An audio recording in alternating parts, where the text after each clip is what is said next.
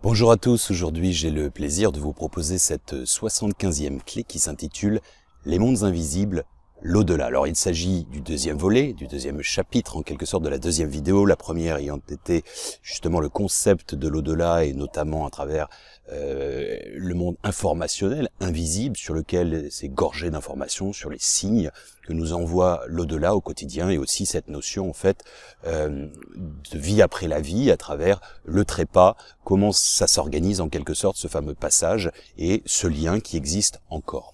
Alors aujourd'hui on va parler du second volet qui est notamment la notion des acteurs, les acteurs de l'au-delà. La troisième vidéo ce sera sur la réincarnation, on aura une sphère bien plus large bien entendu.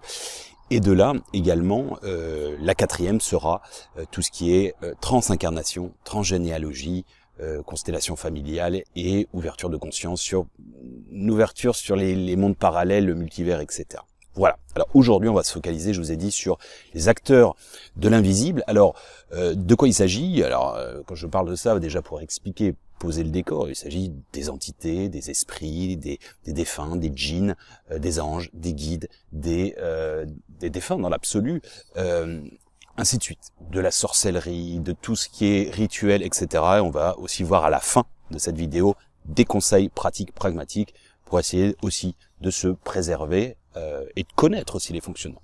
Alors, tout d'abord, je voulais débuter en rappelant une chose. L'histoire se modèle, se remodélise, on va dire, au fur et à mesure de l'histoire. C'est assez paradoxal, pas dans le sens nécessairement où il y a une réécriture, mais en fait, l'origine de notre humanité, alors sans parler nécessairement de l'Atlantide et de la Lémurie, même si j'y crois, je vais aller avant ça, bien entendu. Je vais aller juste dans l'histoire officielle, en quelque sorte, que vous avez dans les bouquins d'histoire. Alors, on parle de la première civilisation, ce serait en Mésopotamie, donc l'actuel Irak, c'est-à-dire la civilisation sumérienne qui date de... Alors, les premières écritures, c'est 5300, alors 3300 avant Jésus-Christ, ça voudrait dire 5300 ans. Évidemment, si civilisation il y a eu, elle n'a pas créé l'écriture au même moment, ça va de soi. Mais donc, on penserait que selon les historiens, ce serait aux alentours de 6000 ans. Ok. Et notamment pour éviter un conflit majeur avec les religions du livre, c'est-à-dire les religions monothéistes, judaïsme, christianisme et islam, pour lequel, dans ce triptyque, eh bien, la genèse de l'humanité, ce serait Adam et Ève. Et ça, il y a énormément de créationnistes qui croient à cette version. D'accord ? Donc, dire qu'une civilisation serait antérieure à ça contesterait en quelque sorte la légitimité de ces textes sacrés, alors que peut-être que c'est juste une complémentarité. J'en ai parlé bon nombre de fois, que ce soit dans Baraka Casa des Barak, dans La mort, trait d'union avec l'éternité, c'est probablement une prise de conscience de l'humanité à un moment donné. C'est-à-dire que de sapiens, il devient sapiens, c'est-à-dire qu'il est conscient qu'il est conscient. J'ai des poules ici, vous les entendez, vous allez peut-être les voir passer, elles ne sont pas conscientes d'être conscientes. Hein. Je dis pas qu'elles n'ont pas d'âme et qu'elles n'ont pas de ressenti, etc. J'en voyais un monsieur qui allait égorger justement un poulet il y a quelques jours. D'ailleurs, je n'ai pas voulu regarder ça. Bon, elle le sentait, hein. Elle se débattait, elle avait bien compris avec le couteau ce qui allait se passer. Donc, mais elle n'a pas cette angoisse du futur, de demain, de la fin du monde, etc., etc. Vous voyez ce que je veux dire. Donc, bref, j'en reviens au point initial. Eh bien, l'histoire a été revue et corrigée, bien qu'elle n'est pas encore inscrite dans les livres d'histoire. Il s'agit de la première civilisation sur Terre officielle. 1961, elle a été retrouvée. C'est ici en Turquie, près d'ici, pas loin d'ici, dans le sud de la Turquie, à Göbekli Tepe. Göbekli Tepe, j'en parle notamment dans l'ouvrage La mort, trait d'union avec l'éternité. Encore une fois, je précise, tous mes ouvrages sont gratuits, donc je n'en fais pas la promotion pour moyenner en finance, c'est juste pour divulguer, partager. Bref. Göbekli Tepe, 14 000 ans, à 14 000 ans, d'accord? Et d'ailleurs, ce qui est intéressant, c'est que j'ai vu un reportage il y a quelques mois d'Arte, hein, qui débutait sur la civilisation en général de l'humanité, et puis il y avait 4 volets sur aussi la spiritualité, c'était très bien fait d'ailleurs. Bon, Arte, c'est quand même une chaîne de qualité, culturelle et autres. Donc, eh bien, il débutait comme tel. Il ne commençait plus à Sumer, il commençait à Göbekli Tepe. Donc ça, c'est ancré. C'est reconnu par les historiens, n'importe quel grand historien. C'est pas une question de croyance, là, c'est une question factuelle, d'accord? Donc, ça va arriver dans les bouquins d'histoire, pour les nations probablement éclairées, éclairantes, éclairées, et peut-être, qui sait, le pays des Lumières, n'est-ce pas? À bon entendeur, salut. Alors, qu'est-ce que ça veut dire concrètement? Eh bien, là où il y a un bouleversement culturel, eh bien, à Göbekli Tepe, la civilisation s'est construite, s'est soudée à travers donc des règles de vie en communauté, à travers le culte. En fait, ils avaient des cultes très très solaires, très chamaniques, parce que ici en Turquie, c'est une terre, enfin les gens sont alors initialement, on va dire que avant l'arrivée de l'islam, c'est une terre de chrétienté. C'est d'ailleurs le berceau de la chrétienté, l'église d'Antioche. L'église s'est faite ici, pas en Palestine. Le ministère s'est fait en Palestine. La transmission, la divulgation s'est faite en Turquie. La grande mosquée de Sainte-Sophie, qui est une église à la base, etc., etc. Enfin, une cathédrale. Bon, l'empire byzantin, etc. Enfin, sans rentrer dans l'histoire. Donc, c'est une terre musulmane, mais aussi à la fois chrétienne. Ici, en fait, dans l'endroit où je vis présentement, à Fethiye, et même en Cappadoce, eh bien, les premiers chrétiens ont creusé des galeries, des tunnels incroyables sur des milliers et des milliers de kilomètres. Enfin, des milliers, des centaines de kilomètres, j'exagère. Et c'est juste hallucinant. Sur plusieurs étages, j'en ai visité un il y a quelques temps. D'ailleurs, étant claustro, ça m'a vraiment fait flipper. Et en fait, donc, au-delà, c'est une terre. Les Turcs, c'est très proche de la culture mongole, turco, enfin les turciques, ouralo-altaïques, donc c'est le Kazakhstan, c'est l'Ouzbékistan, qui est aussi lié à la Perse, mais c'est une autre histoire, les Azéris, les Turkmènes, etc., etc., eh bien ce sont des nomades, et notamment des chamans à la base. Hein. Il y a plein de rituels chamaniques ici, en terre d'islam, dans ce pays qu'est la Turquie. Alors, pourquoi j'insiste lourdement? En fait, donc, c'est une civilisation, j'insiste, qui, après être nomade, en fait, elle était nomade, et elle a commencé à se sédentariser, s'établir, donc l'agriculture est née, etc., etc. Eh bien, en fait, là où c'est intéressant, ils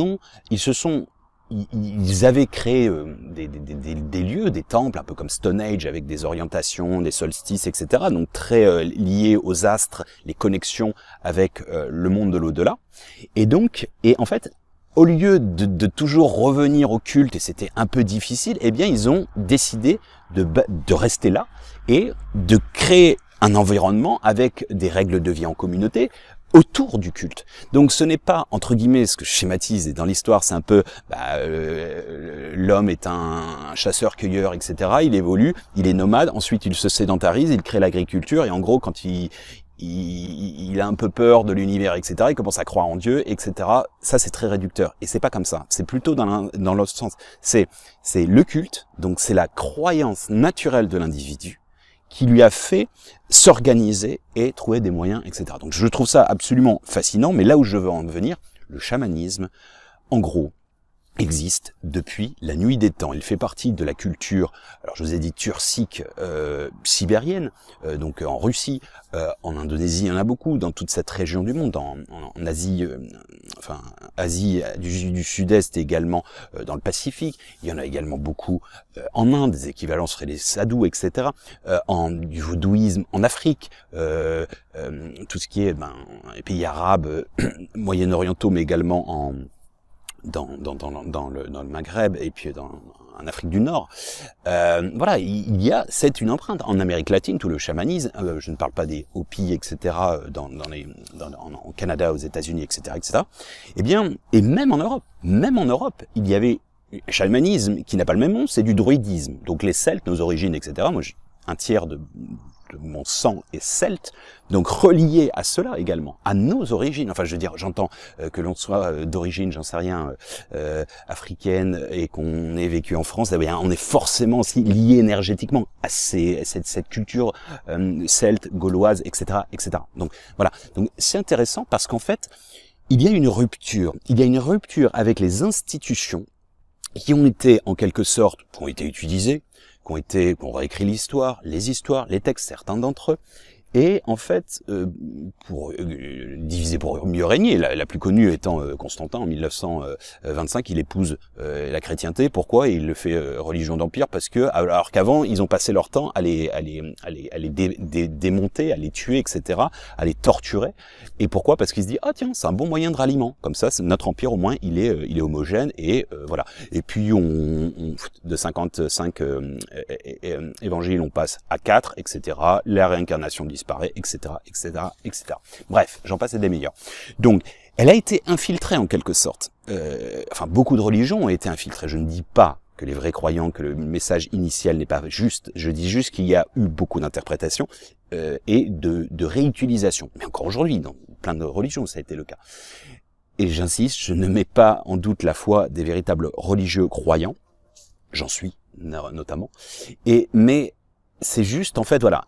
En fait, si vous voulez, ça a été institutionnalisé, un peu mis dans des carcans, avant ces révélations, alors qu'il y a, à la base, sur la planète entière, dans le cheminement naturel de l'humain, il y a une connexion divine, une connexion à l'invisible, à l'au-delà, qui est culturelle et naturelle. C'est, entre guillemets, c'est de la spiritualité naturelle que l'on a appelée vulgairement le paganisme. Quand on dit un païen, c'est quelqu'un qui ne croit pas, alors que pas du tout. C'est qui ne respecte pas les rites, notamment chrétiens ou de religion, on va dire, établis. Voilà, un petit peu ce que je voulais vous dire, et notamment... alors justement, ça c'est un passage de l'amour trait d'union avec l'éternité, où le grand-père révèle ça, hein, donc le grand-père qui est décédé, qui donne, enfin par canalisation dans un voyage chamanique en Mongolie, il donne cette information, il dit, il existe des intercesseurs depuis la nuit des temps, dans toutes les cultures, dans toutes les traditions, dans tout courant religieux ou agnostique, les médiums, les chamans, les channelings, les exorcistes, etc., etc. Mais en gros, le monde invisible et visible ne faisait qu'un à l'origine, à la genèse de tout. Il s'agissait des coulisses d'une pièce de théâtre, les esprits soufflaient les textes des actes, de la grande pièce du théâtre de la vie, en quelque sorte. Chaque individu était apte à recevoir des enseignements et des messages. Vous savez, l'enseignement ayurvédique, il est transmis oralement aujourd'hui. C'est ce que j'explique aussi dans l'amour trait d'union avec l'éternité, parce qu'il fait un passage aussi en Inde. C'est ce qui m'a été enseigné de toute façon, hein. Je ne répète pas des choses que j'ai lues dans les bouquins, j'ai rencontré des gens, des sages qui m'ont enseigné à différentes cultures. Et richesse et patrimoine de l'humanité. C'est pas pour se la péter quand je dis ça, je pense que si on en est là aujourd'hui, c'est peut-être que on est passé outre. En fait, les premières révélations ayurvédiques, on les date à il y a 4000 ans, 5000 ans pour les plus téméraires, d'autres 6000 ans, et d'autres disent, et moi les vrais sages qui m'ont enseigné m'ont dit, non, c'est vieux comme le monde. En fait, on le recevait, on le téléchargeait, un peu comme du channeling en fait. Voilà. Donc, en fait, si vous voulez, c'est assez déroutant, et en fait, moi je vais vous parler de mon expérience que j'ai eue, alors que je dépeins sous forme de romance, etc. Alors avec des détails différents, parce que je l'ai fait sous forme de roman, pour accéder aussi à des compréhensions différentes dans l'amour trait d'union avec l'éternité. Mais en fait, là, je l'ai dépeint en tant que récit de voyage, donc Aurélien, pas le personnage, hein, enfin l'acteur de ma propre vie, en 2016, qui s'intitule « Mon cœur bat la chamane ». Et donc, en fait, je suis parti 12 jours avec un petit groupe. Alors, d'habitude, je ne pars jamais en groupe, je pars seul avec mon sac à dos. Bon, à l'époque, maintenant, j'ai une famille, c'est différent. Et j'ai bourlingué la Terre, 66 pays pendant des années et des années, comme ça. Et j'adorais aller à la rencontre des gens, dans les familles, etc. Enfin, bon, bref, dans les communautés. Bon. Et donc, si vous voulez...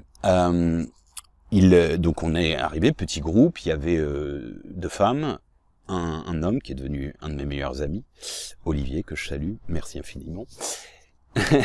Et c'est d'ailleurs lui, en 2016, qui grâce à ces 12 jours en sa présence, m'a rappelé la notion de baraka, l'autre vous apporte le meilleur, enfin l'enrichissement. Avant, j'étais dans ma quête d'information, d'expérience avec les autres, le monde, mais pas à partager autant avec, je sais pas, mon entourage et autres. Et c'est lui qui m'a fait, je sais pas, en l'espace de 2 jours, je me suis dit, mais il m'a fait gagner, je sais pas, 12 ans limite, à me donner plein de liens, de choses, etc., etc. Et voilà, bon, ça m'a permis d'ouvrir aussi mon cœur, mon champ de conscience encore plus, même si j'ai toujours été ouvert avec le genre humain, c'est une autre histoire. Mais bon, bref. En fait, il y avait une américaine aussi d'origine singapourienne, je me souviens. Eh bien, d'ailleurs, elle a eu un décollement d'âme. Hein. J'expliquerai ce que c'est tout à l'heure, et notamment le procédé pour y remédier, parce qu'on peut le faire, alors soit par un chaman, un expert, etc. Et on peut aussi le faire à titre personnel. C'est peut-être moins efficace qu'un véritable chaman, mais répété dans le temps, ça marche aussi bien. D'accord? J'expliquerai à la fin de quoi il s'agit, comment ça se passe. Alors, donc 12 jours, en plus on a eu une épopée à cheval dans les steppes, c'était un voyage extraordinaire. Et donc cette chamane, c'était très intriguant parce que en fait, si vous voulez, bon au départ, bon moi je mets toujours un peu de scepticisme, hein. J'y vais pas en disant ouais ça va être génial, ça va être ça, non j'attends rien. Je me dis limite avoir toujours un petit peu une conscience structurée, rationnelle, en disant potentiellement ça peut ne pas marcher. Pas en y allant non plus en se disant je vais démontrer que ça n'existe pas. Mais alors la première cérémonie, le soir même, extrêmement déroutant. Incroyable. En fait, bon, le rituel, il prend son temps, une demi-heure, je se mets en transe, etc. Il n'y a pas de fumée ni d'alcool.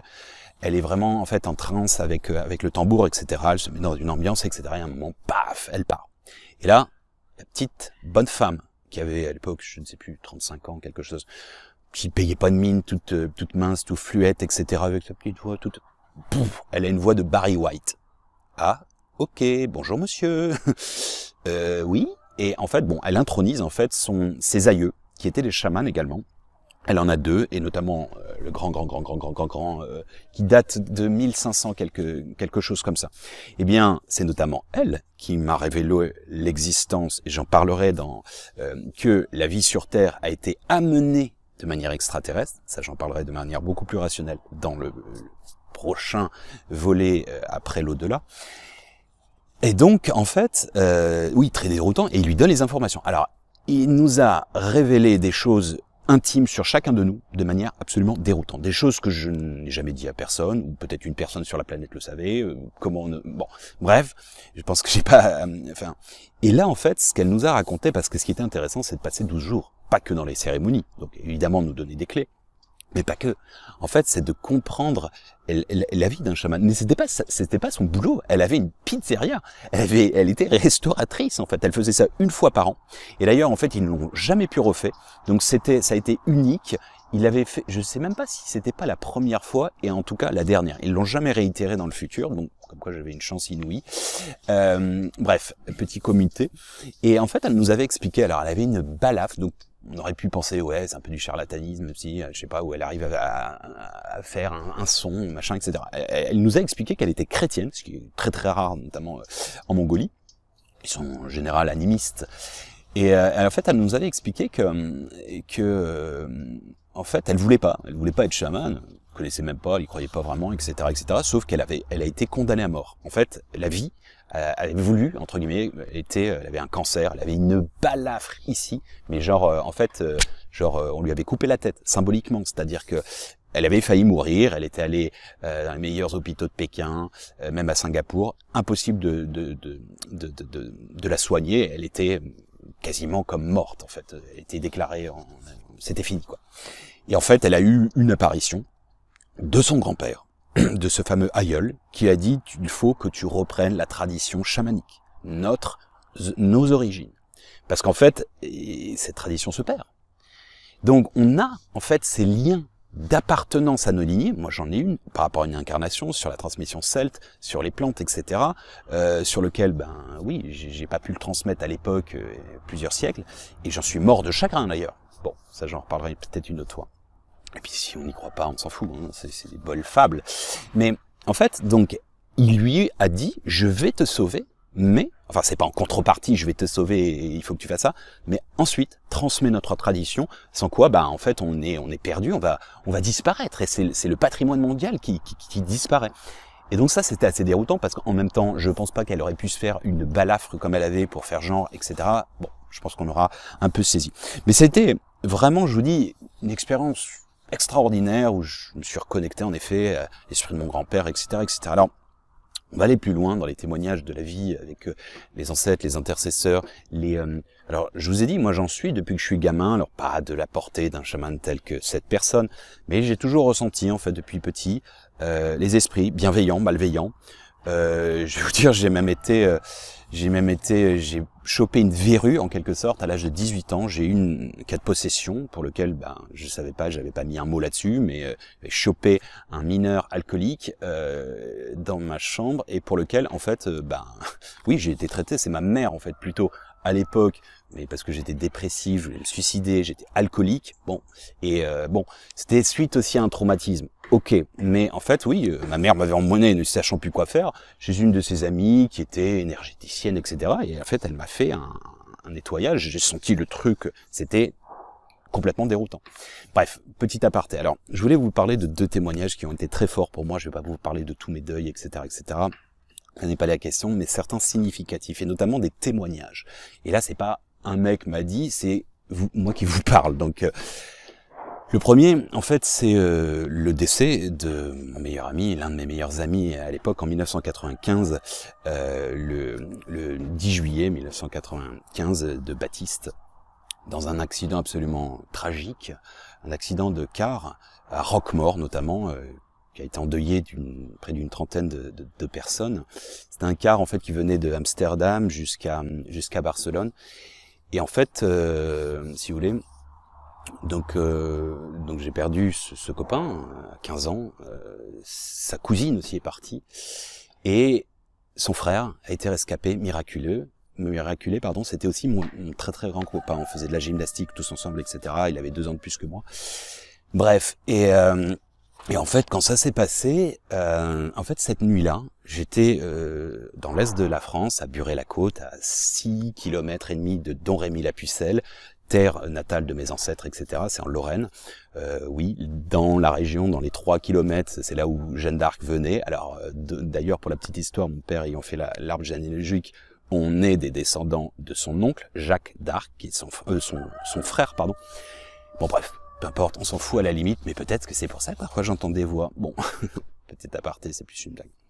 Bref, dans ce lieu très très fort pour moi, j'y suis retourné d'ailleurs pour nettoyer encore une fois, quand j'étais en France pendant ma période de 4 mois d'isolement, où je me suis fait dégager de la Turquie, je n'ai pas pu voir mon charmant petit bébé pendant 4 mois, magnifique, pour les régions administratives, etc.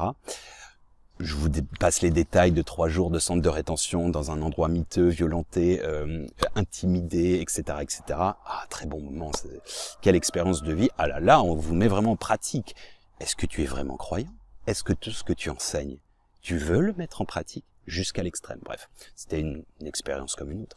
Bref, revenons-en à nos moutons. Donc, ce soir-là, cette nuit où il est décédé à l'heure de l'accident, 1h11 du matin, eh bien, à partir de là, la lumière n'a pas eu de cesse que de s'allumer, s'éteindre, s'allumer, etc.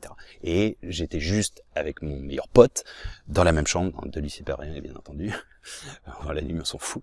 Et voilà, on s'est toujours demandé ce qui s'était passé. Et figurez-vous que, quand j'ai appris plusieurs jours plus tard, parce que quand je suis revenu à Valenciennes que j'ai eu cette information, eh bien, forcément, j'ai remis les liens. Et en fait, j'ai eu énormément de synchronicité à partir de ce moment-là. Le mot synchronicité, pour moi, se met vraiment de manière opérationnelle, et une connexion se passe.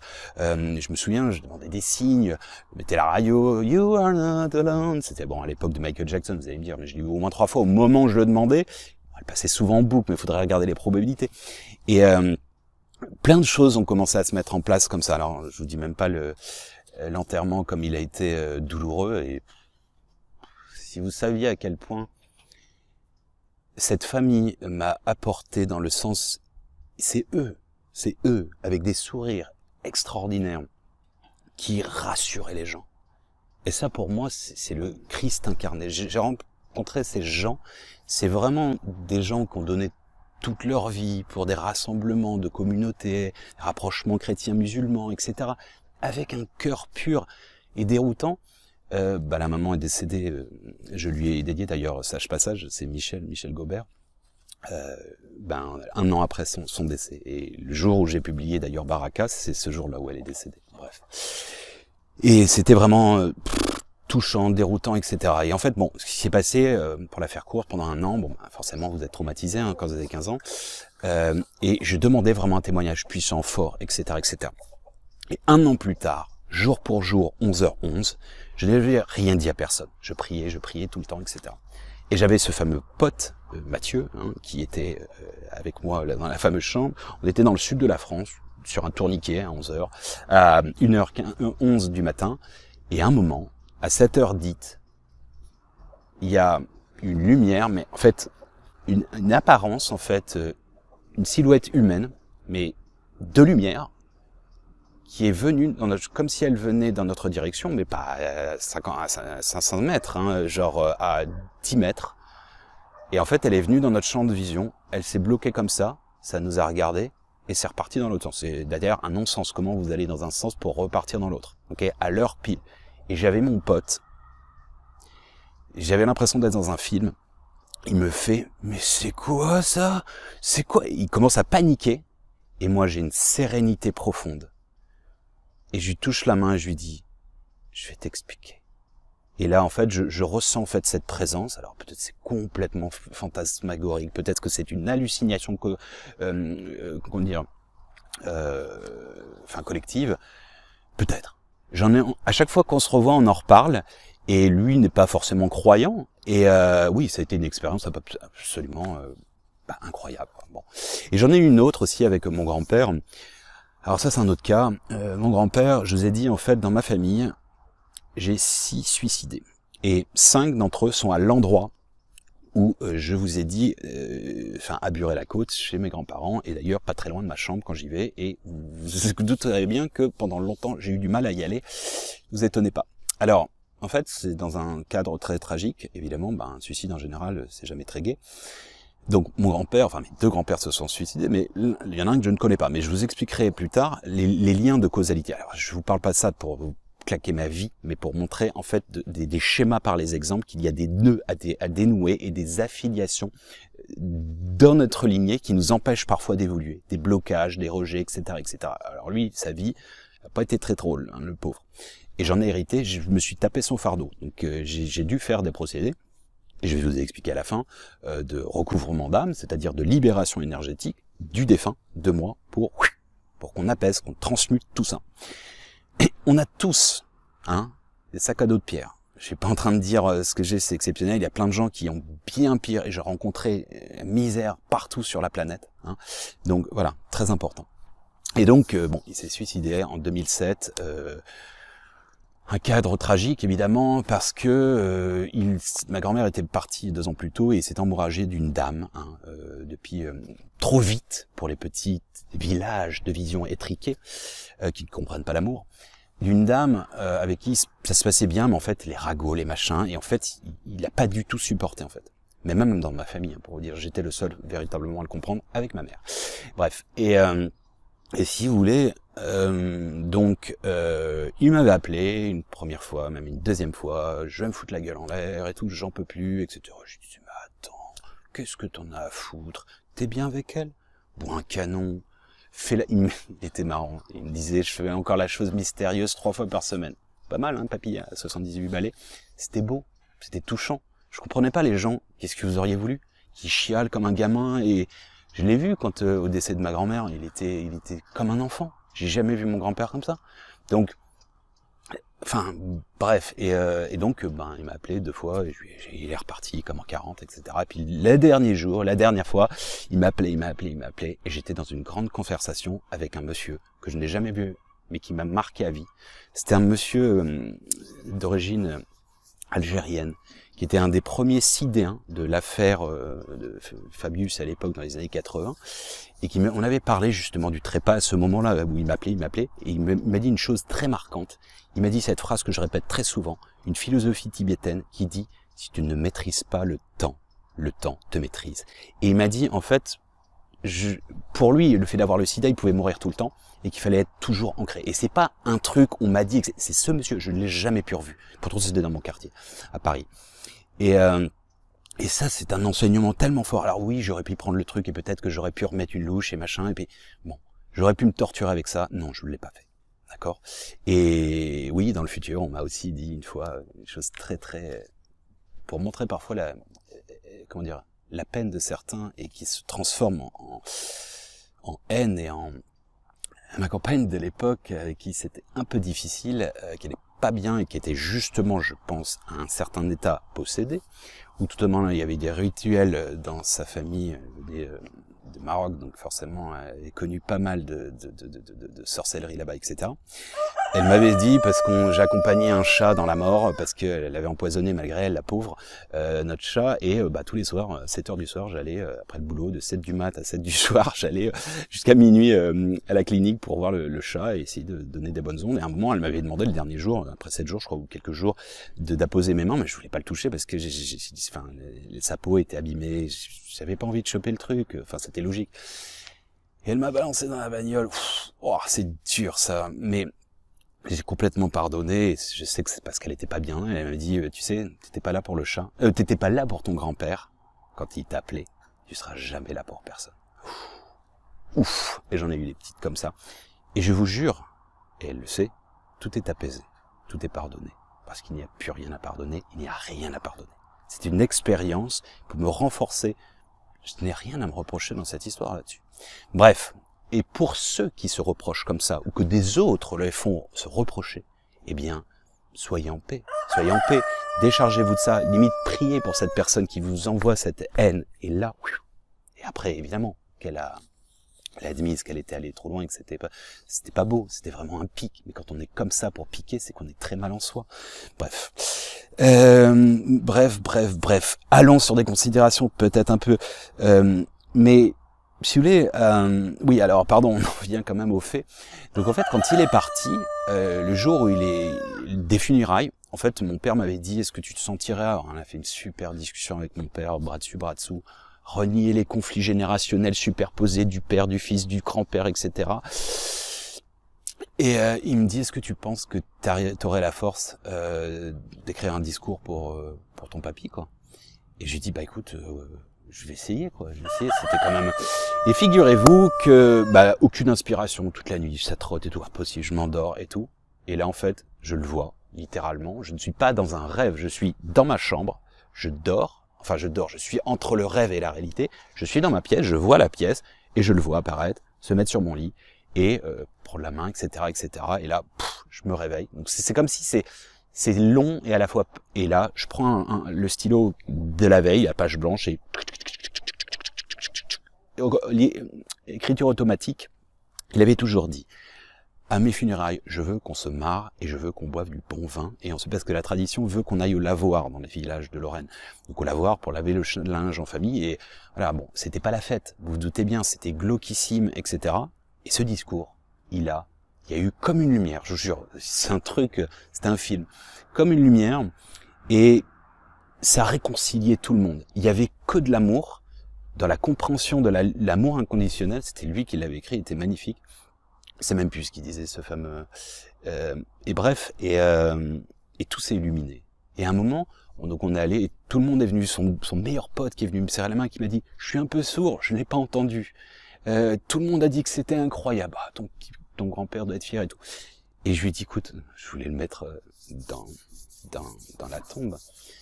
Tiens, je te le donne. Garde-le, tu en feras bon usage, etc. Et j'ai essayé des dizaines de fois de le récupérer, avoir une photo, j'ai jamais pu. Je pense qu'on s'en fout à la limite, c'est pas très grave. Mais bon, bref. Et ça finit comment? On allait au lavoir, et il y a un moment, je la vois de mon grand-père, et je vois tout le monde qui commence à picoler du vin Milo qu'il avait fait lui-même, et du bon vin aussi, parce que le sien était un peu moyen, pour être honnête, et même s'il le faisait avec le cœur. Et là, en fait, je vois les gens qui commencent à rigoler, parce qu'on rappelle les blagues du grand-père, qui était un bon vivant, il adorait la bonne bouffe, la bonne danse, les bonnes grosses blagues, salaces parfois, bien entendu. Et bref, et là, à un moment, je l'entends, je suis là, et il me dit, ça y est, on y est, quoi. On y est, on a réussi. On a réussi, c'était... je sais pas, c'était miraculeux, alors peut-être c'est mon imagination, peut-être que et les gens rigolaient pas vraiment, je ne sais pas. Bref, en tout cas, l'importance de la connaissance de la mémoire individuelle et collective du patrimoine mondial de l'humanité. Eh bien, vous savez, ce qui s'est passé, enfin quand j'ai parlé de traditions chamaniques et autres, après on a beaucoup basculé aussi dans tout ce qui était sorcellerie, on se balançait des sorts et c'est dangereux, et également des gens en quelque sorte qui avaient dans la superstition, qui osaient plus rien faire sous peur d'être... Bon bref. Et donc à l'issue de ça, il y a eu quand même la période d'inquisition où ça a fait le ménage. Alors pour le pire bien entendu, et puis aussi, quelque part, ça engendrait, oui, la chasse aux sorcières littéralement, mais alors, on a perdu tout ce patrimoine, mais en parallèle, il y a eu aussi un traumatisme qui est encore dans nos mémoires cellulaires de l'humanité. J'en ai été dans les vides d'inquisition. Je pense que beaucoup d'entre vous sont liés à ça. Eh bien,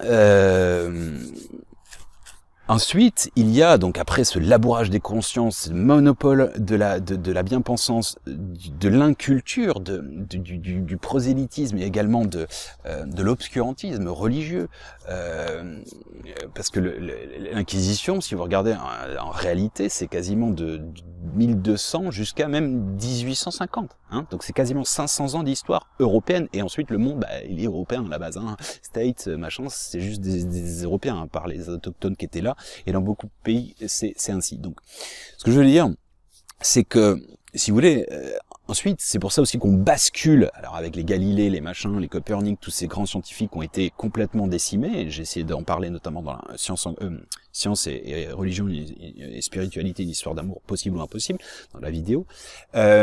En fait, donc, la science est traumatisée.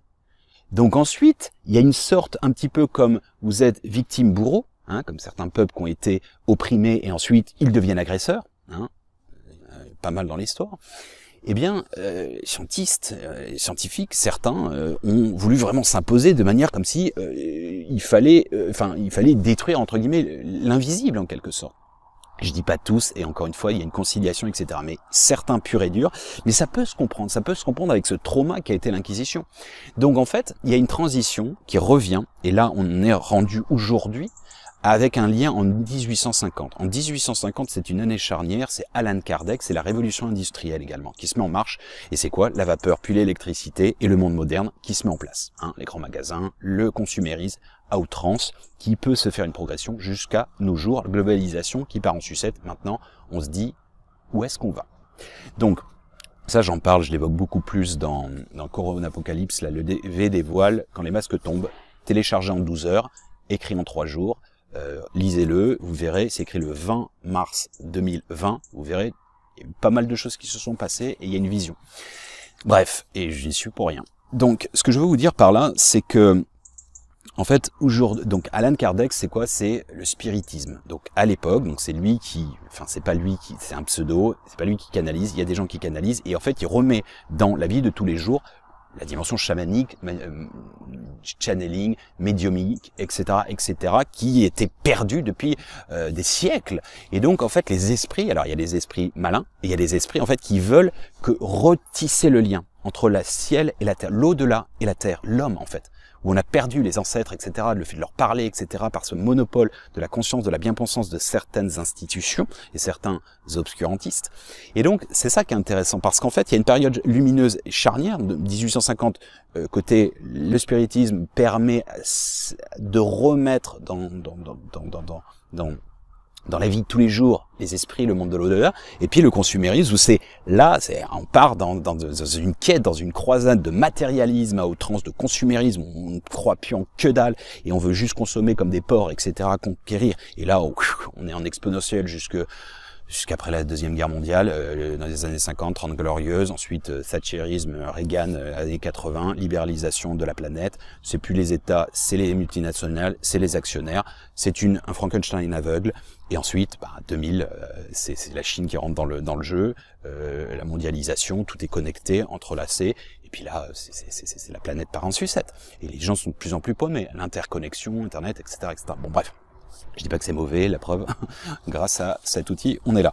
Mais voilà, donc Le spiritisme a permis ça, c'est une religion, je vous ai dit, j'ai passé en 2003 3 mois avec une communauté de spirites, qui est une religion, spiritualité, alors il n'y a pas d'institution à proprement parler, mais ça date de cette époque, et ils sont 30 millions dans le monde, et on peut dire qu'aujourd'hui, pourquoi il y a tant de gens de mouvance, alors on peut dire que c'est un phénomène de mode, oui, on peut, mais c'est peut-être aussi parce que ça doit arriver maintenant, dans cette nouvelle âge, de ce nouveau paradigme.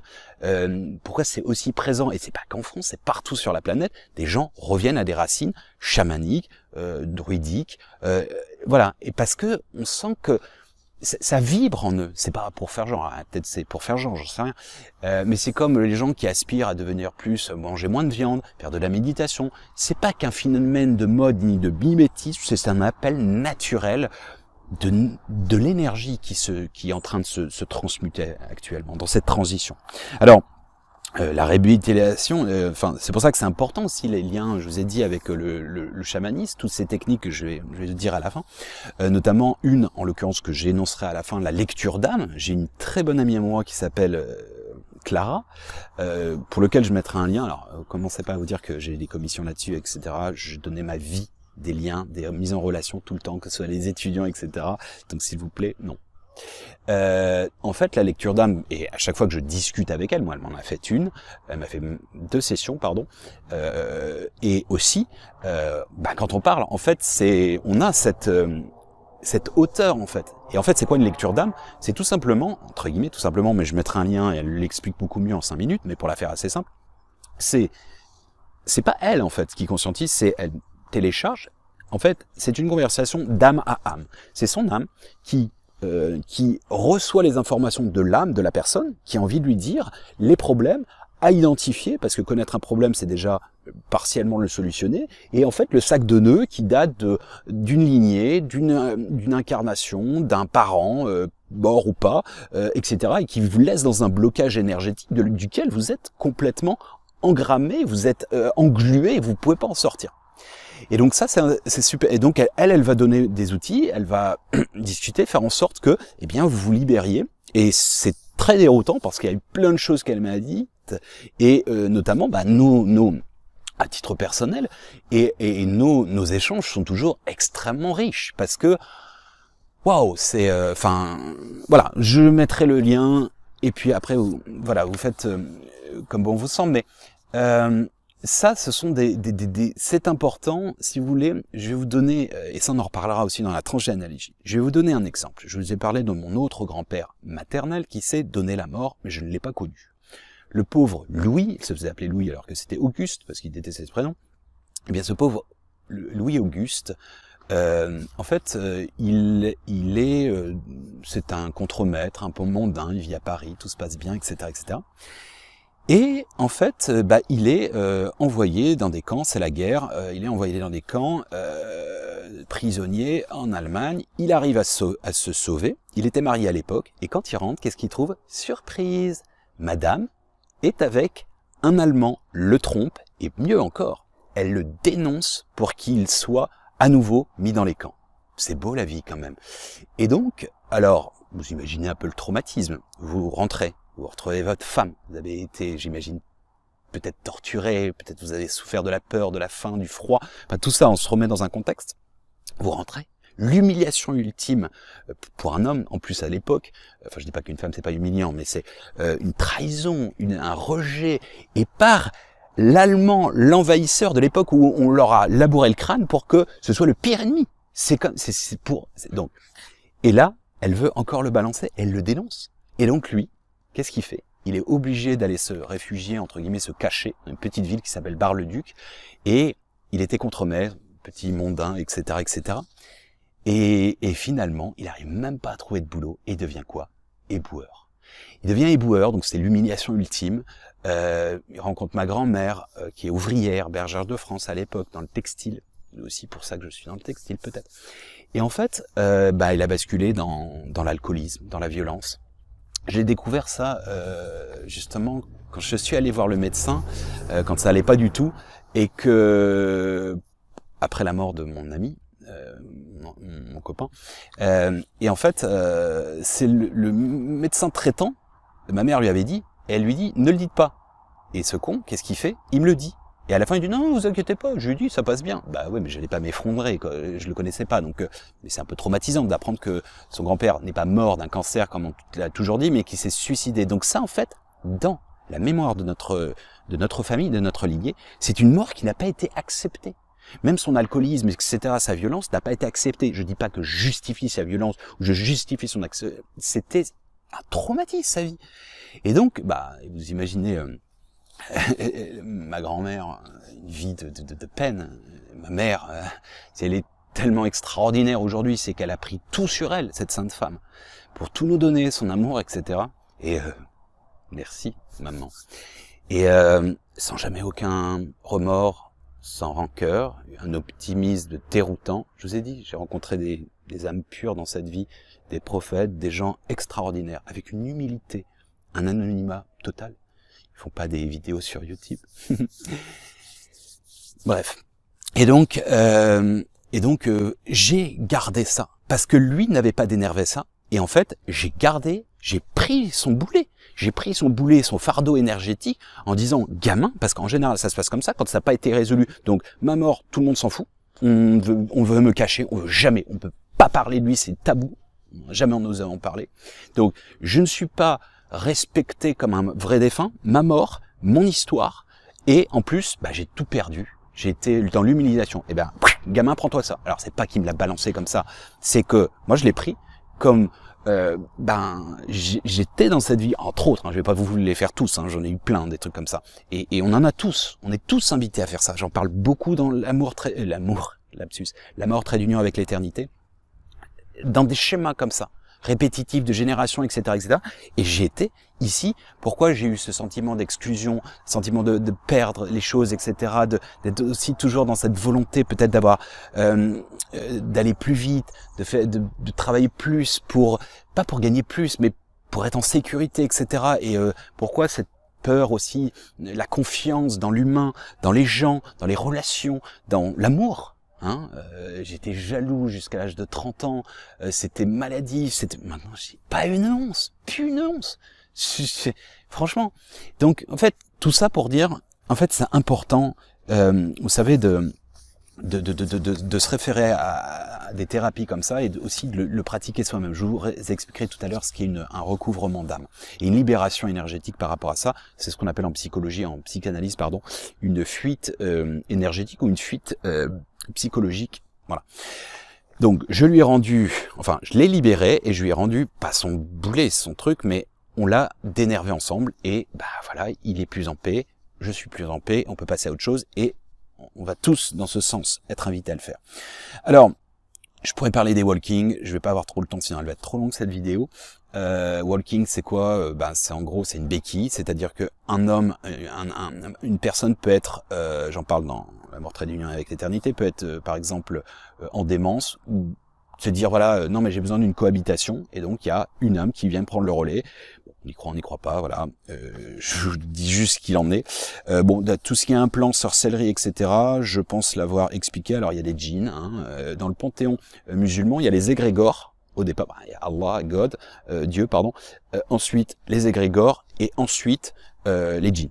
Ok, les djinns, le génie d'Aladin, petite métaphore, les textes persans, etc., c'est beau pour les enfants. Il y a des sacrés niveaux de lecture. Hein. C'est de l'initiation, hein, tout ça. Bon entendeur, salut. Bon, alors il réexplique hein, dans le grand-père, il réexplique des choses, peut-être je vais être redondant, mais l'incarnation de l'âme qui endosse différentes personnalités, en gros c'est la notion d'âme mère, un peu comme si vous aviez une mère avait 10 enfants, alors je dis pas que l'enfant c'est l'extension de soi, mais il y a un lien, hein, il y a une sève, il y a une lignée, il y a un sang, il y a une énergie, un amour qui les lie. Eh bien, c'est un peu comme ça. Je reprendrai cet exemple dans la 4e vidéo sur la notion que je prends toujours de Leonardo DiCaprio, l'acteur serait comparable à l'âme, une âme. Il a joué dans Inception, il a joué dans Titanic, il a joué dans Wolf of Wall Street, dans sa série quand il était môme, etc., etc. En fait, chacun de ces films serait une incarnation. Mais cette incarnation reste, c'est-à-dire qu'elle est entité fluidique, c'est un fluide en fait qui reste. Et indépendamment, mais en fait, il faut qu'il y ait une harmonie en fait entre tout ça qui coexiste, qui cohabite. Alors, j'irai plus loin, je dirais dans la dernière, sur la transincarnation, c'est le fait que tout existe au même moment. J'en ai déjà parlé avant, et j'en reparlerai dans le futur. En gros, si j'ai vécu, enfin, le livre Aleph de Paolo Coelho, c'est un grand initié. Dans l'alchimiste, etc. D'ailleurs, j'ai eu la chance avec des studios, ils m'ont proposé que je puisse faire des chroniques littéraires. Eh bien, le premier ouvrage que j'ai choisi, ça a été Conversation avec Dieu et l'alchimiste, et je vais le faire ça en janvier. Bref.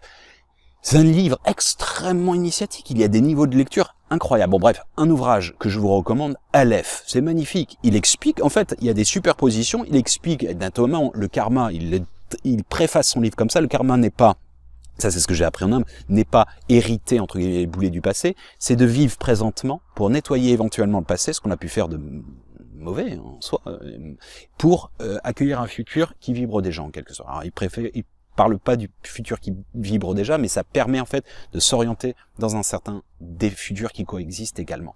Alors, pour en revenir à cette notion, c'est la notion de transincarnation. Dans ce livre Aleph, ça se passe à la fois à l'Inquisition et ça se passe de manière contemporaine. Et en fait, il rejoue les scènes. Mais Baraka, casser la baraque, c'est exactement ce que j'ai fait. Je préface à chaque fois chacun des thèmes, il y en a 33 chapitres. Au début, je prends quelques phrases de la Bible, je recontextualise avec ma perception où Yeshua, Jésus aurait dit ça. Alors comment je sais? Je sais pas. J'ai juste romancé, peut-être, ou je ne sais pas. Et je le mets dans un contexte. Et en fait, la scène se rejoue de manière contemporaine entre 2016 et 2019, ok, en Syrie. Sirius, camp de réfugiés, etc. Enfin, il y a plein de niveaux de lecture et de compréhension. Et je joue beaucoup comme ça aussi, en fait. Et je vous dis, il rejoue les scènes du Christ pour arriver à un état christique collectif et non plus individuel comme à l'époque. Et en fait, ça se répond, si vous voulez.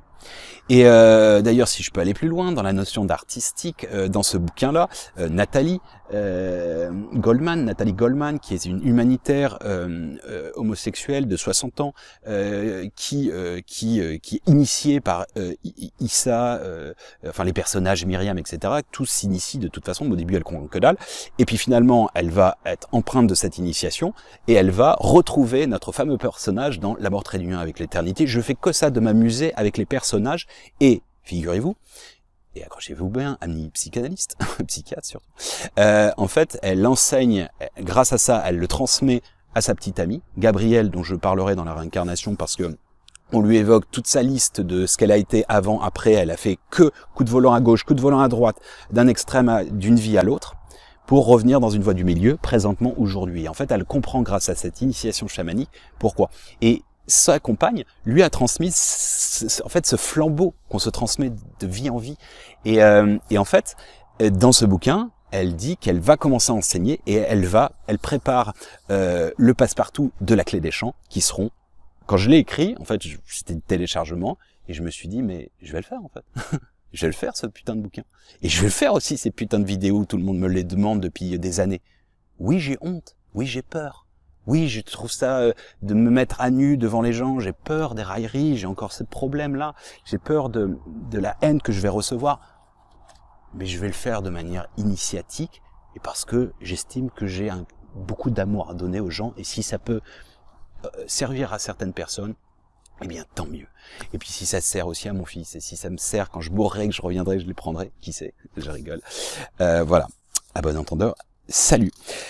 Alors, je vais pas reparler des amers comme l'arbre de vie, l'arborescence et les racines. Chaque branche égale l'amère contenant plusieurs flammes jumelles, âmes sœurs, etc. ainsi que la transincarnation. En fait, c'est la même sève. Donc en fait, c'est pour ça qu'on a des accointances avec des gens qui nous sont si chers. Mais le but du jeu n'est pas de chercher l'âme sœur nécessairement. Elle vient à nous. Tout ce que tu cherches te cherche aussi, comme disait Rumi. Et en fait, j'expliquerai des constellations d'âmes. J'expliquais ce qu'est une constellation familiale dans le dernier volet. J'en ai fait une, je témoignerai, j'expliquerai un petit peu de quoi il s'agit. Voilà. Il y a des anges et des émérites, appel à la prière, des anges émérites qui reviennent sur cette planète parce qu'ils veulent, en tant que humains aider les humains, c'est-à-dire qu'ils sont bien au paradis, hein. Mais bon, on s'emmerde un peu au bout d'un moment au paradis. En plus, il n'y a pas grand monde, hein, je vous dis. C'est une blague, bien sûr. Alors, ils font l'humanitaire, ils sont émérites, mais ils reviennent pour enseigner les gens. Alors, ils sont pas connus, on les reconnaît pas, etc., etc. Mais bon, ils se noient dans la masse. Enfin, parfois, non, ils sont mis en lumière, mais bon, peu importe. Voilà, un petit peu quelques conseils, entre guillemets.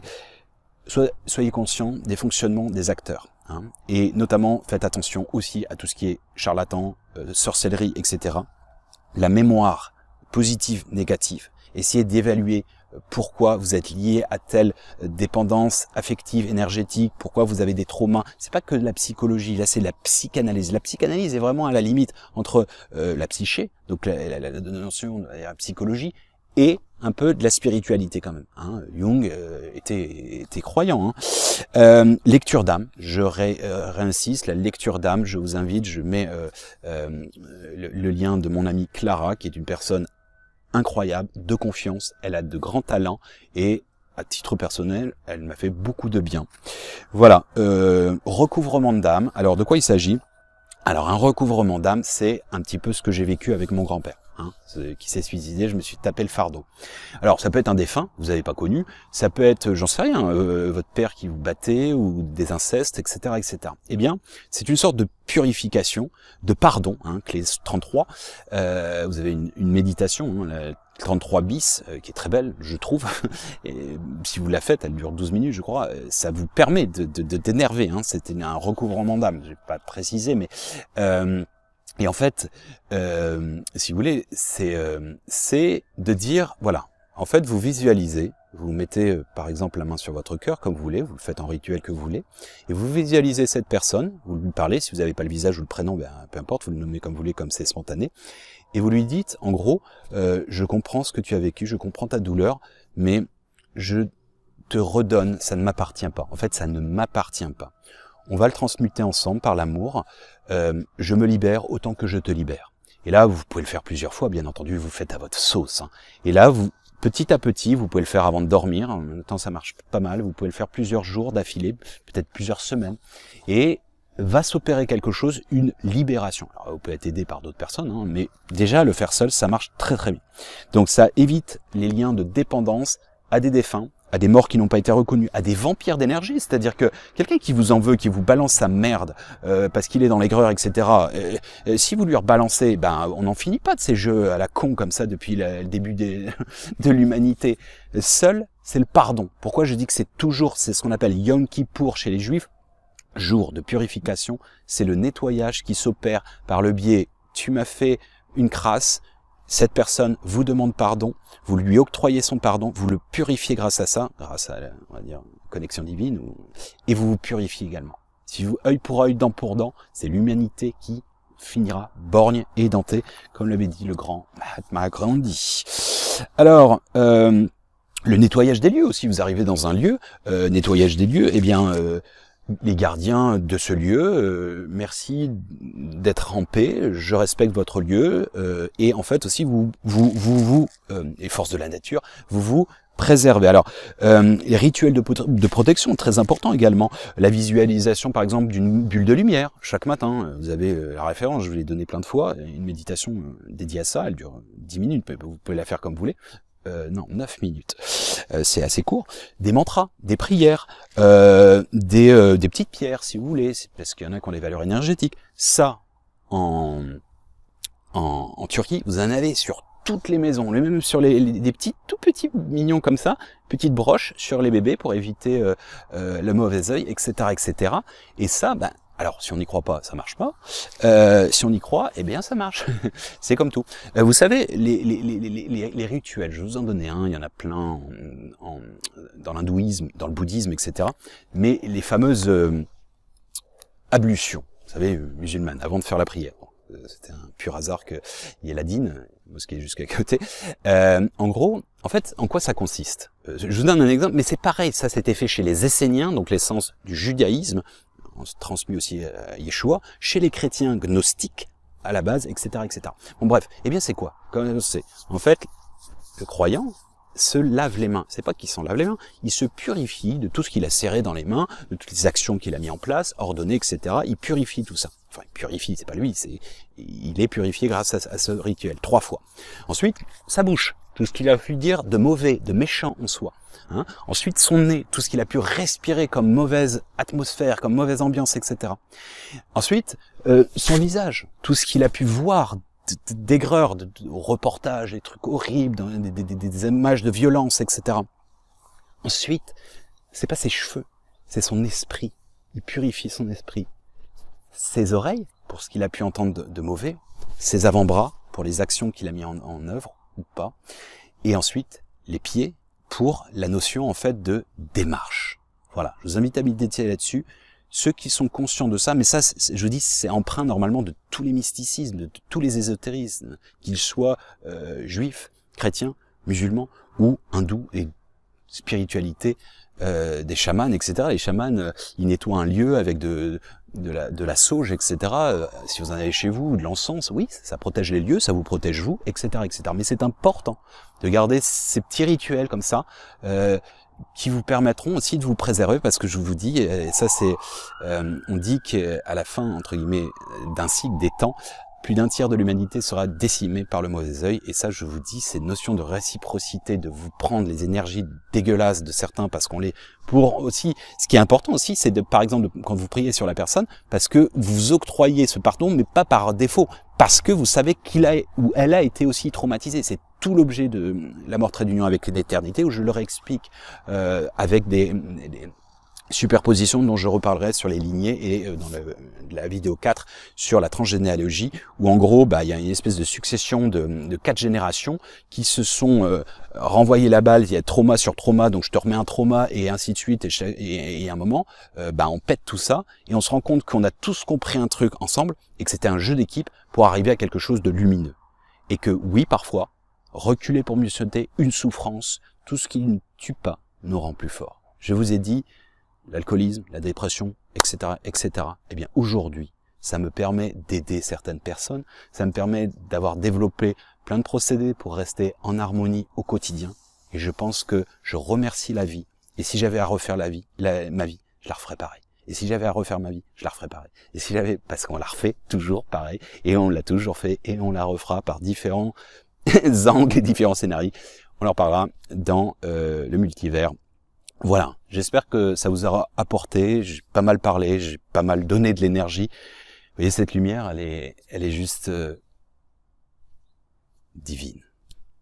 Voilà, je vous laisse, et comme vous le savez, tous les chemins mènent à Rome et au Dôme. À bon entendeur. Salut.